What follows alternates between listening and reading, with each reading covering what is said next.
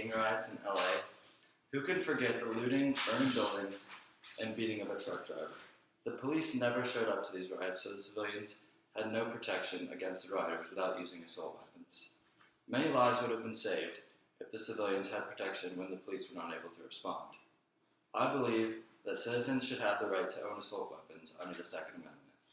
I will be talking about how assault weapons are more effective in riots, home invasions, and defense against invasion by foreign invaders. Here is a picture of an assault weapon. As you can see, it is only used by the Army and not able to be bought in the U.S. legally by citizens. Assault weapons are effective for many reasons. Citizens should be able to own assault weapons under the Second Amendment. In the Rodney King riots in LA, assault weapons were used to fend off rioters. They were simply shot in the air and not even at the people, and crowds were dispersed.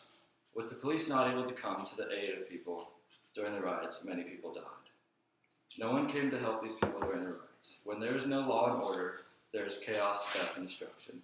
This is when citizens should be able to own assault weapons, so they can adequately defend themselves. Assault weapons can also be much louder than a handgun and be more effective at long range. They can also be more powerful and have more velocity than handguns. Another reason citizens should be able to own assault weapons under the Second Amendment is home invasion. You never know if or when you could be robbed. You also don't know how many people could be coming to invade your home. You also have to think about if a handgun could be more effective against multiple attackers versus an assault weapon. Assault weapon would be more effective than a handgun in a home invasion. Assault weapons are also the best choice if you are being attacked by multiple people, which is often the case in home invasions. According to AmericanThinker.com, in Harris County, Texas, a 15-year-old boy was home alone with his 12-year-old sister when two burglars broke into the house. The young boy got his father's assault rifle and shot one of the burglars. The boy and his sister were unharmed, and the burglars were apprehended. Assault rifles can take lives, but as shown in this case, they can also save lives.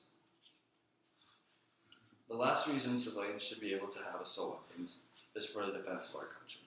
In World War II, the Nazis didn't attack Switzerland for one reason, and that reason is every Swiss man owned a rifle. According to scholar Stephen Holbrook, we have no better record than Nazi invasion plans, which stated that because of Swiss shooting skills, Switzerland would be difficult to conquer and pacify. The Swiss have a high gun ownership rate, but the U.S. has the highest in the world.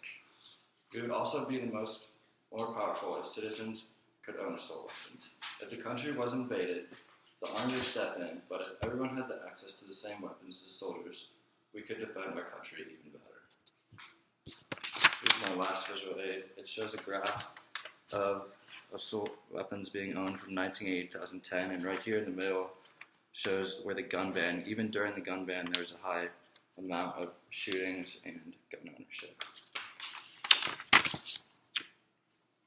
These 3 points show why civilians should be able to have assault weapons. These 3 points were that they can be effective in protecting yourself in a riot, home invasion, and invasion by foreign invaders. Assault weapons should be able to be used by civilians.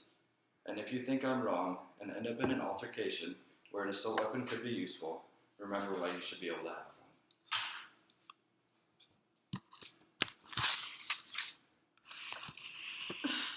one.